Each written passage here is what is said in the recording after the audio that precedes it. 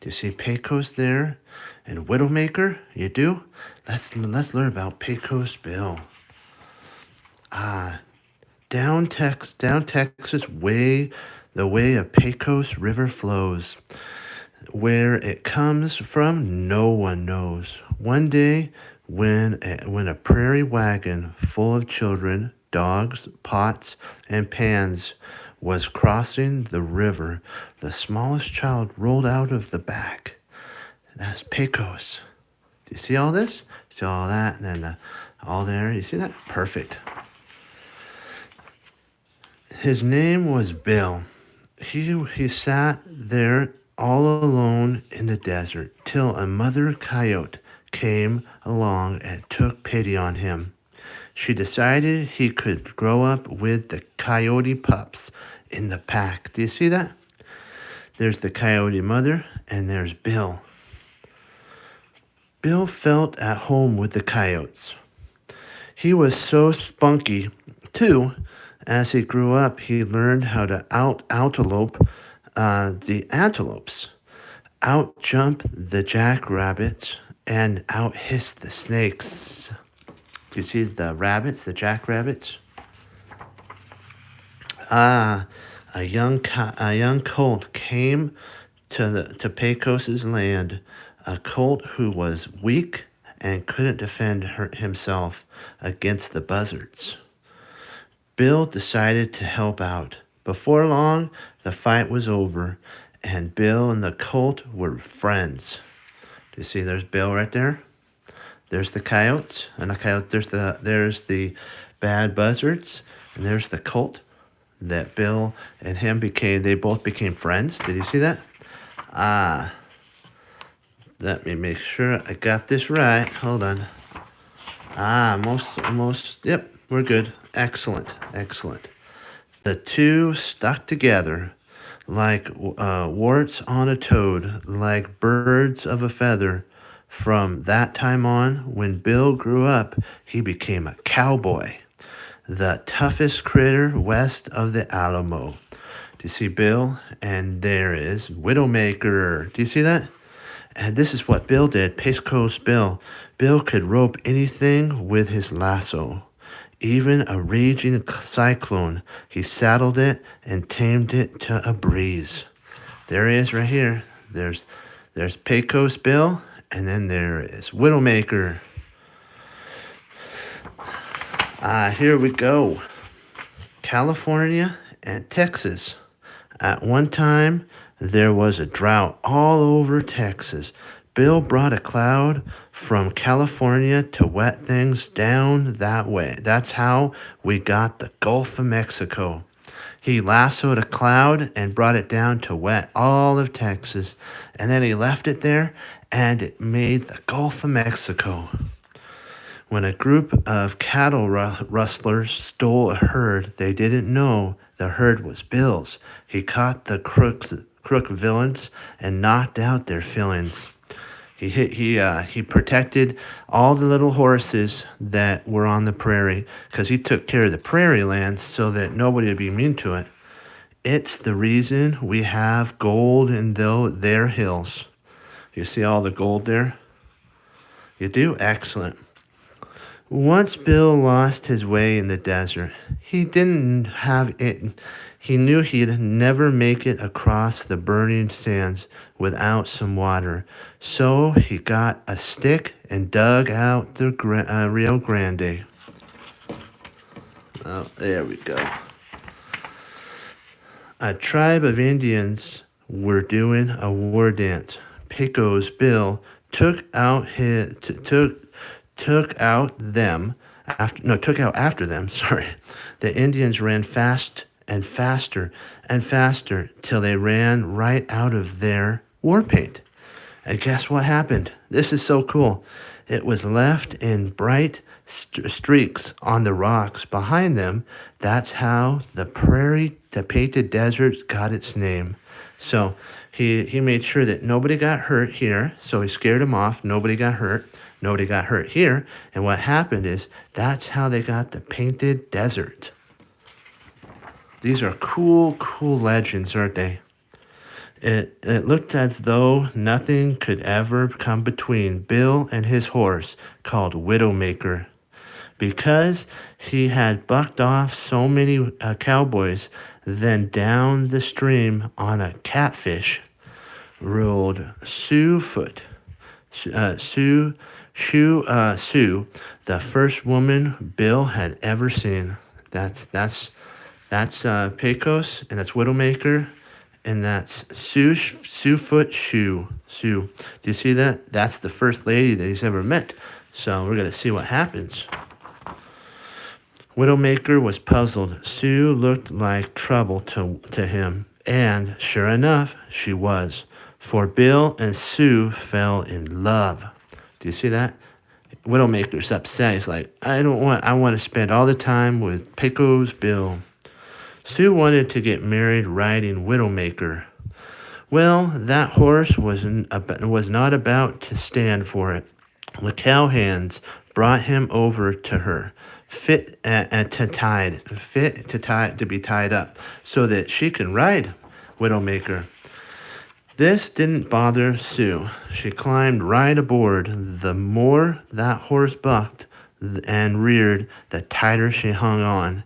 It was plain to see she was a real bronco rider. Then something else happened. You see, there's Widowmaker and there's Sue. Sue had a wire buster on her wedding day. It began to work like a spring as she bounced up and down, sending her higher and higher into the air. Do you see Widowmaker? And she's holding on, but it broke. And look, we'll find out what happened in the legend of Pecos Bill. Bill could see that was wrong. Bill saw what was wrong. He got out his lasso. Remember, he can lasso anything, and swung it in a wide loop. He hasn't ever missed anything. He's always, remember, he rodeoed that cyclone. He basically could lasso anything and swung it in a wide loop. He never ever missed a lasso, from a drop of water to a gang of rustlers. Remember, he stopped, and that's how he got the rustlers. Was he lassoed them, and then he made sure he got all the horses that ran on the prairie back. He threw the lasso wide and high up in the sky, but for the first time in his life, Bill missed. No one could understand it except Widowmaker. Look right there. He was standing on the rope. You see, he wanted to throw the loop, get Sue, but Widowmaker stood right on the rope, so there wasn't enough rope. And so he thought he missed, but he actually didn't miss. Sue kept on flying right up to the moon, and that was where she stayed. As Bill, he rode away from the plains and never returned. She actually bounced so high that she went to the moon, and that's where she is.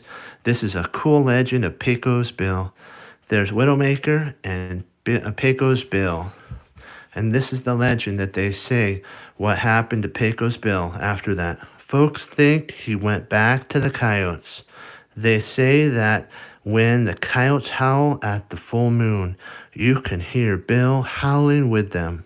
But just ask anyone who's the best cowboy in Texas, who the best cowboy in Texas is, they'll still tell you it's Pecos Bill.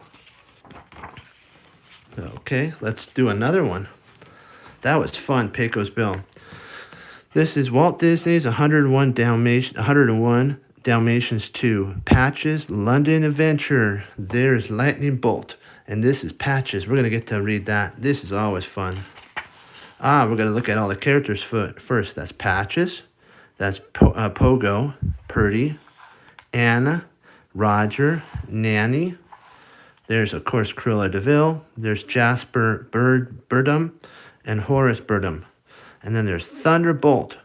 Then there's Little Lightning. And so now we're going to get to see what happened. Those are all the characters. There we go.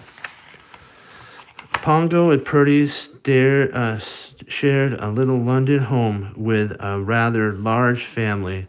It consists of their pets, Roger and Anna Radcliffe, Annie, the housekeeper, and 99 puppies, Dalmatian puppies. The puppies liked being part of a big family. Someone had to be the last, and that someone was usually Patch. This happened one night when Roger called, "Is everyone ready for the show?" Then he's calling right here. There they are, everybody, and there's the show. All the puppies raced into the living room to watch the Thunderbolt Adventure Hour. Little Patch was last. He squeaks in just in time to hear it, saying, "Thunderbolt, the one-of-a-kind wonder dog, and his trusty sidekick, Little Lightning." There's Lightning, there's Wonderbolt, the Wonderbolt, and then there's Little Lightning. In this episode, little wholesome Tommy was tied to a smokestack of a runaway train. No, do you see that there?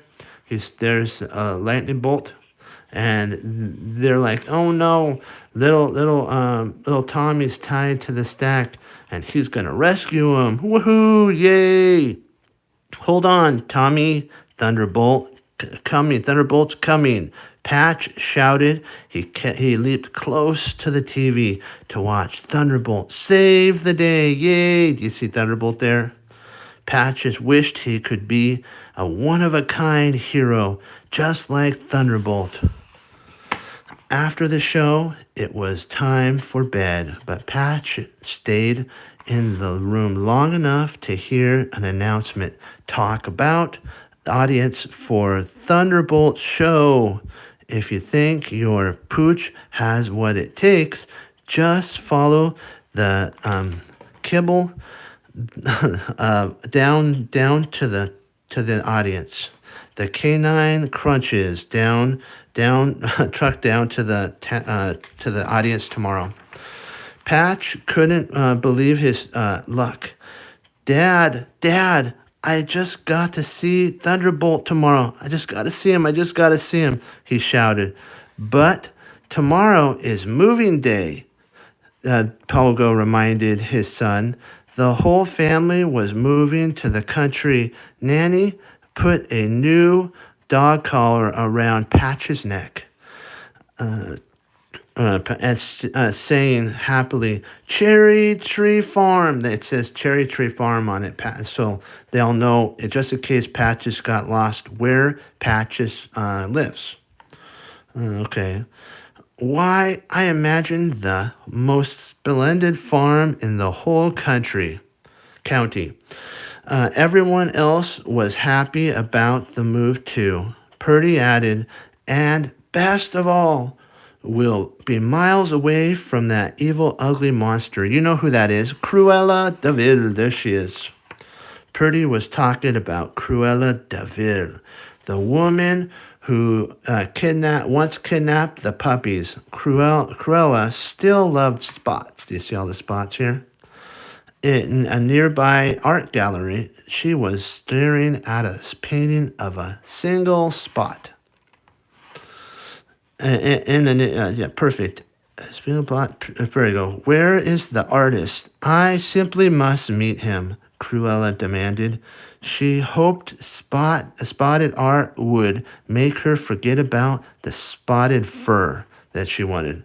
"I am Lyris, the artist announced, and I am an undiscovered genius." Do you see the spots? Here. Cruella's like, "I gotta meet you, Lars." And so he actually told him about the spots. So this is going to be interesting. The next morning, Patches was still asleep when the moving van arrived to take everyone to the country. He quickly woke up as he heard Roger call, all right, everyone into the truck." This is the canine crunch. There's Patches. He overslept a little bit. And then this is the loading of all the puppies. There's Roger. Racing to the window, Patch saw his brothers and sisters jumping into the truck. Pogo had already lost count. Right, anyone not here, speak up, he said with a laugh. Ha ha ha. Pogo didn't notice that Patch was missing. The puppy tried to open the window, but it was stuck. Frantically, Patch cried, "Wait for me, wait for me." Do you see them all down here? There's Patch. He's like, I gotta get out so I can be with my brothers and go to the country. But he was too late. They didn't even miss him. Patches sighed as he as he saw the moving van rumble down the road without him. No, no. There's the canine crunch. Suddenly, Patch spotted the canine crunches truck stop near the house. The puppy finally managed to open the window and squeeze out.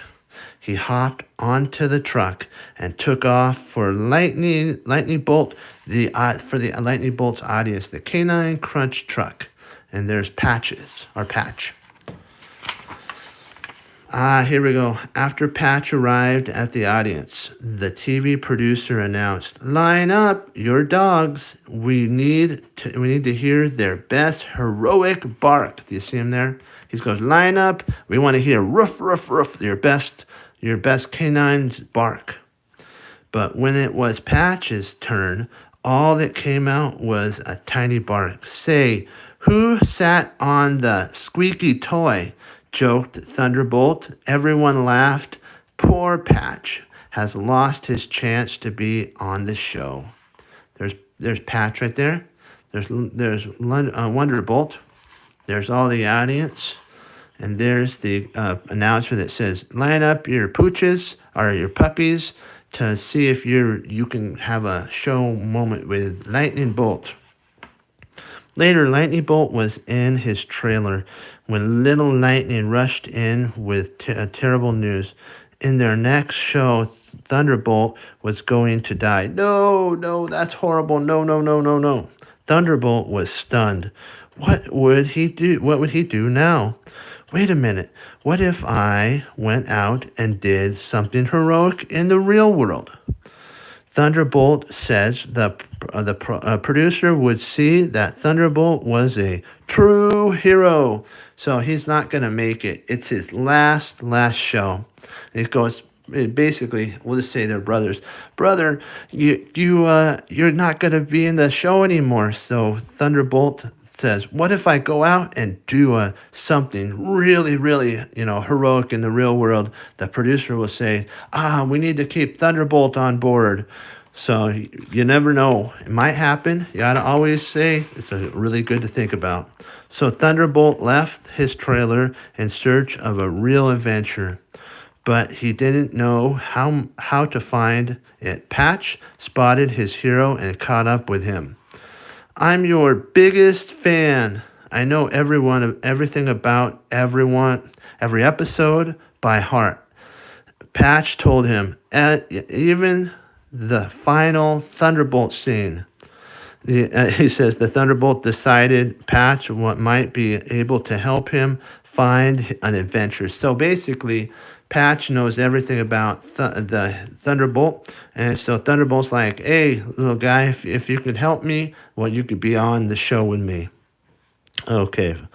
But Thunderbolt didn't tell Patch that he's never even been a real hero before. So he didn't even tell Patch that it was a show. He had Patch think that this is actually real, who he actually is, but it's actually a TV show.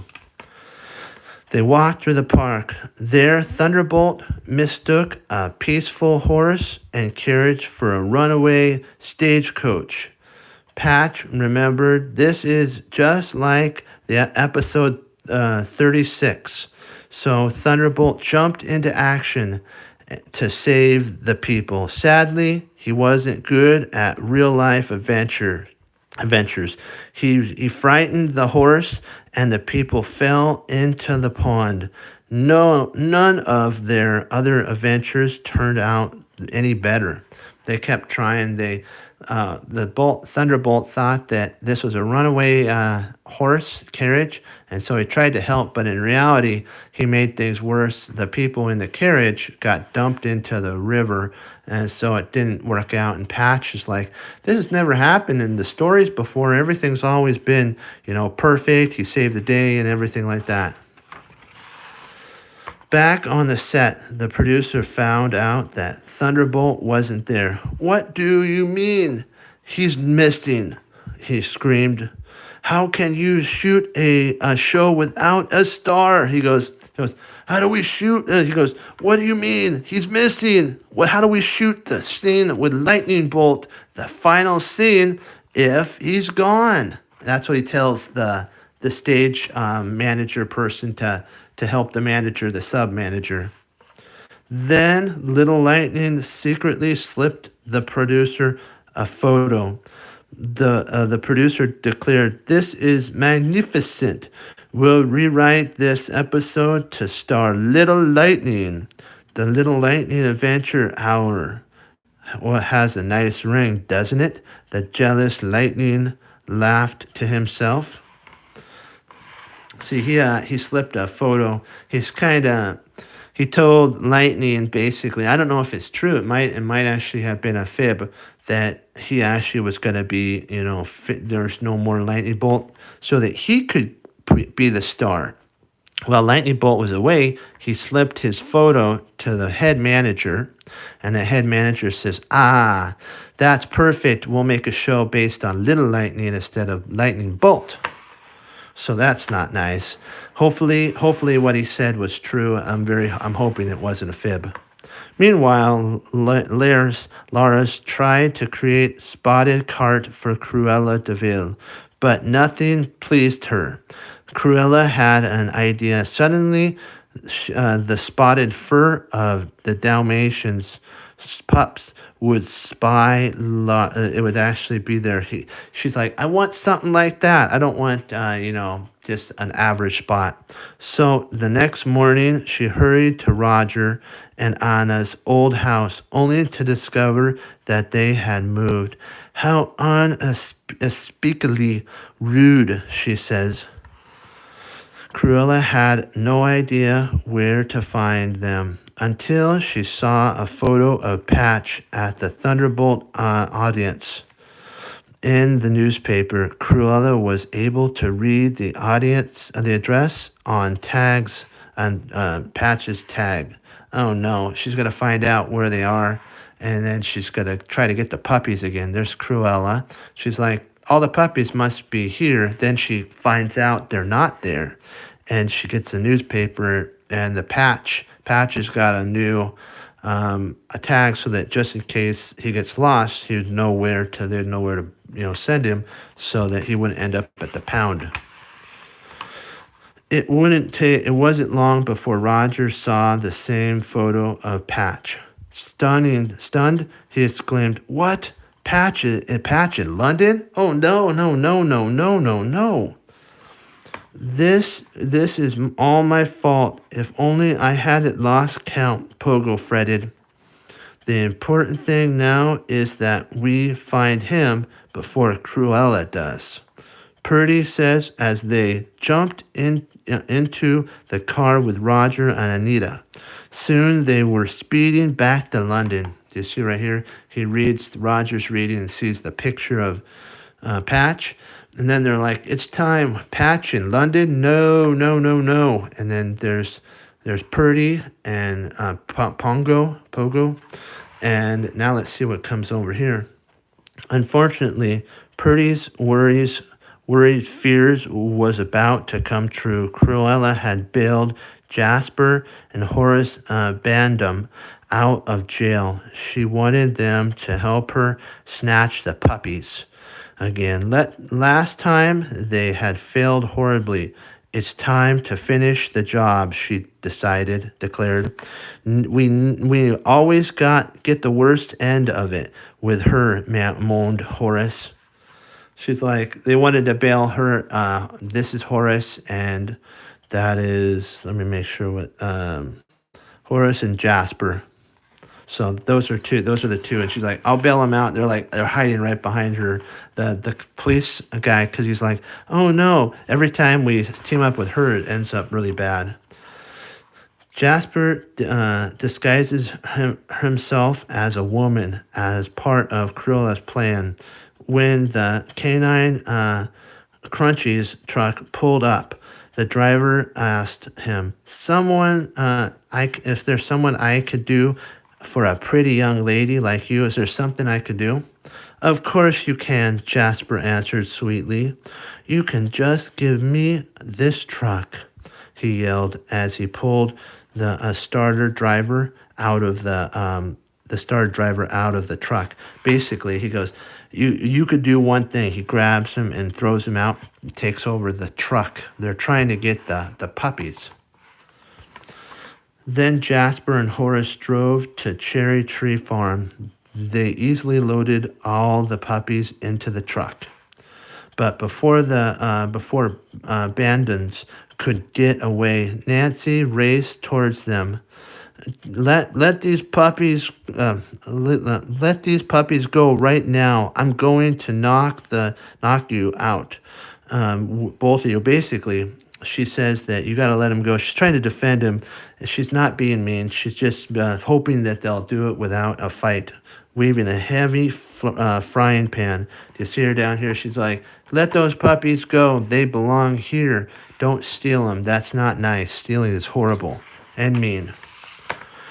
Racing around the farm, Horace and Jasper were finally able to grab Nanny, tie her up, and lower her down into a well. That ought to hold you right proper, Jasper declared. Then band drums hurried off to deliver the puppies to Cruella. They captured the nanny and Nini, and then they loaded her in, and then they're going to drop her down here, which is not nice. They're like, we're not going to stop you. We're going to stop you for sure. It's like, oh, I don't like those type of things. Cruella was pleased and brought the puppies to Lars' loft, which was in a warehouse. Lars fell in love with the puppies. Aren't you just the sweeties? He cooed to one of them, the puppies. Lars asked eagerly, you mean for me to do a painting of them, don't you? No, Cruella announced. I want you to use your coats as a canine vest. Horrid, Lars refused. Basically, she wanted to make them into coats, which is not nice too. Cruella snapped, if I don't have a masterpiece, at least I'll finally have a fabulous Dalmatian coat. Lars fainted at the thought. He's like, are you serious? He thought these were cute. He thought they were being delivered as, they would put them like an apple and something and draw an apple. He thought that she was going to have these be placed on maybe a stage, and he was going to use the spots, be able to have an art spot, painting and stuff for her. But that wasn't what she wanted. So we'll find out. Everything works out in the end. There's nothing bad. It always works out. Everybody's happy, let's just say. Not long after, Thunderbolt and Patch heard barking dogs around the city. We're trying to tell them something sounds like a kidnapping. Before being held in a warehouse, a devil woman, 101 Dalmatians. Thunderbolt translated. Patch panicked. This is my family. Cruella must have them again. She stole them last time, and now he's thinking these are all the pups that are barking, trying to tell him that the pups are at the factory. Lightning Bolt agreed to help. He barked messages to the barking chain. Then he and Patch set off to save the puppies. This is the barking chain, and it's going to go back and tell everybody that where they're going, and then they're going to save the day. Woohoo! Excuse me. Back in the trailer, Little Lightning heard the barking. He found out that Lightning Bolt was going to try to save the puppies. What if Blunderbolt gets lucky and succeeds? Lightning muted. muttered, "If Thunderbolt becomes the hero, little Lightning could never be a star. He had to stop him." Excuse me. Basically, he found out this one wants to be a star, Little Lightning Bolt, and he says if Thunderbolt actually wins and succeeds, he's gonna take away his spot. So he's gonna actually stop him from rescuing the Dalmatian puppies. Thunderbolt and Patch made their way to the warehouse where Lars lived. And Lightning was waiting for him, the little Lightning. "Lightning, what are you doing here?" Thunderbolt asked, surprised. "Thought you might need a bit of help." Lightning fibbed. That's not nice. Fibbing is horrible. You got to tell the truth. Thunderbolt jumped onto the fire escape and climbed to the roof. Patch and Lightning followed. From the roof, Thunderbolt and Patch leapt through the skylight and down into Larson's loft. The other puppies were amazed. "It's Patch, and he brought Thunderbolt! Woohoo!" exclaimed Luck. But then Cruella knocked out Thunderbolt. She picked up Patch. If it weren't for you, I'd never have found your brothers and sisters," she says. Oh no, he probably feels really bad about that. "And now I have you, all of you," she laughed. "Ha ha ha ha. If it wasn't for you, Patch, I wouldn't have found your sisters and brothers." And she did her evil ha ha ha ha heckle laugh.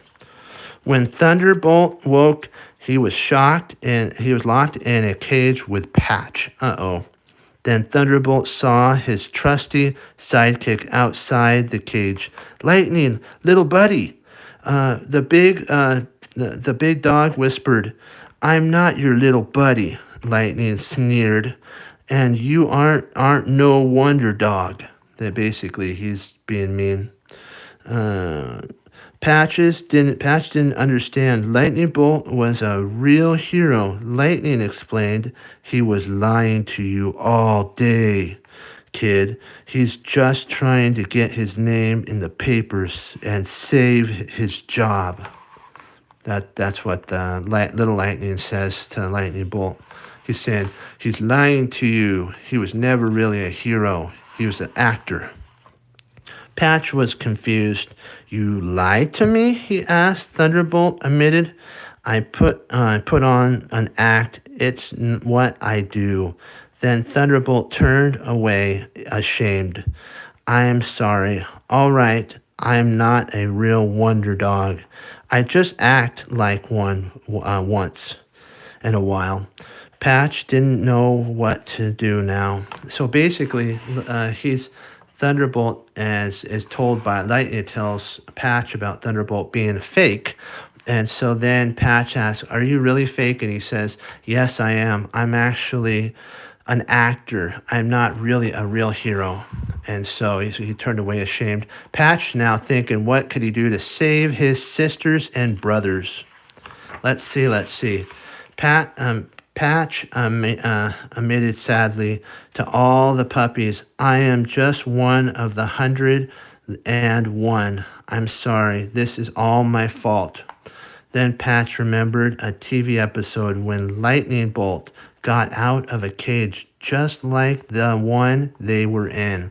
So he's going to try to plan and figure out how can he get out by using one of the episodes that he learned. Patch sprung into action and opened the latch. He quickly freed his brothers and sisters. See, he's like, I know what to do. So he rushed against the cage, unpopped it, and then got out, and he's going to free his brothers and sisters. Hooray, yay! There he goes. He frees them. "Okay, you guys, come on, stick together and be quiet," Patch wanted. So there's Lightning Bolt, the Lightning Bolt, the dog, and then these are his brothers, and then we're gonna see Thunderbolt was too embarrassed to follow. Patch couldn't wait. Just in time, he led his brothers and sisters out of the loft. They got out just in time. But Lightning Bolt was not, or Thunderbolt was not happy with that he wasn't a hero. So it's sad. Don't, you know what? And Lightning Patch is going to tell him that Thunderbolt, you are important. Don't worry. When Cruella discovered that the puppies had disappeared, she was furious. You let them escape, she yelled at Horace and Jasper. Cruella rushed for the door. The mutts must already be downstairs. That's what she's saying. She's right here. He's like, you guys let him go, Horace and Jasper. On the street, Patch spotted an empty double-decker bus. Though these drivers had gotten off to buy basically the drivers had gotten off to buy a newspaper. Patch sneaked the puppies on board. Come on, we're going to hitch a ride, Patch urged them. So this is the double-decker here. And they're getting all the puppies on there, and Patch is going to drive, and the people who drove them, that had driven them, actually went off to get some papers and like coffee and stuff. The puppies accidentally knocked the bus into gear. The bus rolled away down the hill. Now it's Patch's turn to be heroic. There they are, Cruella screamed. Get them now, get them. Cruella jumped into the basically canine crunchy truck with Horace and Jasper. So she's like, we're going to get them. And so they jump into the truck. There's Horace and Jasper and Cruella. They're going to try to stop the double-decker bus. Yay. The runaway bus roared right through the middle of London. Brave little Patch did his best to steer the bus as Cruella and Burdens came closer and closer. Do you see how they're right there? And so they're like, he's trying to steer the bus so that he can get it back home. And it's going to be close. I can't wait to see what happens. Meanwhile, Little Lightning was ready to film his first big scene. The producer says, okay, quiet on the set. Action. There's Little Lightning and there's the kid. Just then, Dalmatian bus smashed through the set. Wholesome Tommy jumped away, but Lightning ended up plastering the front of the bus, holding on for dear life. Basically, the Little Lightning is stuck on the bus front, and they're all sat right there holding on for basically dear life, basically. Patch finally managed to stop the bus before it crashed into an alley. Lightning promptly fainted. Then Patch directed his brothers and sisters to the open window of a building. You go ahead. I'll hold them off. Somehow he's going to stop Cruella and Horace and Jasper. They're close behind him, so Patch is going to try to stop him. But little Patch was no match for Cruella and the Burdums. No one could save Patch. No one except Thunderbolt. Patch was amazed. Thunderbolt winked. Come on, I always arrive just in the nick of time. Cruella grabbed a tire iron from Jasper and swung it at Thunderbolt. That is so not nice. That's mean. We need to be nice. Thunderbolt fell down. Lightning raced over. Do not hurt, mourning. Do not mourn, sheep. He actually said to Thunderbolt, he fell off. He says, no. And he's moaning and he's sad that he's hoping that he's not basically dead. He's hoping that he's alive. Old friend, Thunderbolt whispered. He's like, wake up. He doesn't want, he actually was his buddy. And now he's saying, buddy, I'm sorry. I didn't mean to take your job. And now this happened. Hopefully, they'll be okay. Think fast. Patch released the brake on the bus. He rolled down the alley. And at the last moment, Thunderbolt jumped aside. He wasn't dead. He had been acting. Oh, good. Whew, that was a scary one. I didn't know it was going to happen. But the runaway bus forced Cruella to jump into the river. The police soon arrived with Nanny. There they are. These are the ones, Nanny shouted. Horace and Jasper pointed at Cruella and cried, "She made us do it." The police hauled them all away. Right here, see? She actually, the bus, he wasn't. He faked that he was dead so that he could get in at the right moment, and he saved the day. He's a true hero. Roger, Anita, and Pongo and Purdy were happy to reunite with Patch and the other puppies. We missed you very much, Patch, Pogo declared. Then Pogo thanked Thunderbolt. Patch was amazed when Thunderbolt said, No, it was your son, Patch. He looked at the puppies and says, You are a real hero, one of a kind wonder dog. Pogo added proudly, and you always were, son. Basically, his dad said that, and so did the wonder dog, Bolt. Lightning Bolt, the wonder dog, said that. He said that, you know what, you always were a hero. You stood in the gap when it mattered. Let's see, is there any more? Yay, there's one more. Thunderbolt went back to being a TV star, but now he was a new junior. He has a new junior deputy, Patch. They continued to save people with help from all the other Dalmatian puppies. And once Patch finally realized he was definitely a one-of-a-kind dog, he no longer barked like a squeaky toy. What have we learned? We learned from Pecos Bill and the 101 Dalmatian 2 that it's not how you start, it's how you finish. And Patch realized that he was one of a kind, like you're one of a kind. And Pecos Bill realized that, you know what, he was one of a kind as well. And so he ended up doing great things. Patch did as well. And that's how the stories end. I love how stories end when they both do the right things and it works out. All right, like what we always say, remember to like, favorite, and subscribe, and come back to Happy Time Story Time for more videos, my friends. Be blessed. Bye-bye.